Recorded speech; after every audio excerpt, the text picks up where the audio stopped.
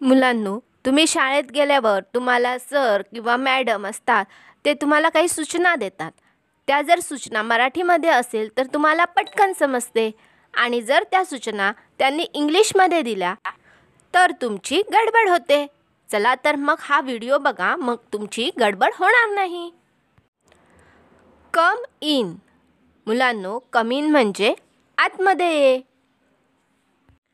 Go back. Go back म्हणजे मागे जा. Stand up. स्टँड अप म्हणजे उभे राहा. Sit down. सिट डाऊन म्हणजे खाली बसा. Hands up. हँड्स अप म्हणजे मुलांनो हात वर करा. Hands down. हँड्स डाऊन म्हणजे हात खाली करा. क्लोज युअर आयज म्हणजे डोळे मिटा किंवा डोळे बंद करा. ओपन युअर आयज म्हणजेच डोळे उघडा. टर्न टू द लेफ्ट म्हणजेच डावीकडे वळा. टर्न टू द राईट म्हणजेच उजवीकडे वळा.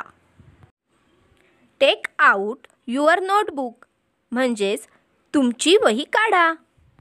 लिसन केअरफुली म्हणजेच काळजीपूर्वक ऐका. बी क्वाईट म्हणजेच शांत रहा. बी केअरफुल म्हणजे काळजीपूर्वक. डोंट लाफ म्हणजेच हसू नका.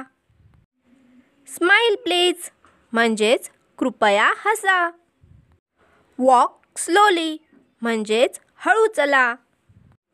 लुक अहेड म्हणजेच पुढे पहा. स्टँड इन अ क्यू म्हणजेच रांगेत उभे राहा. मेकिंग रिक्वेस्ट म्हणजेच विनंती करणे.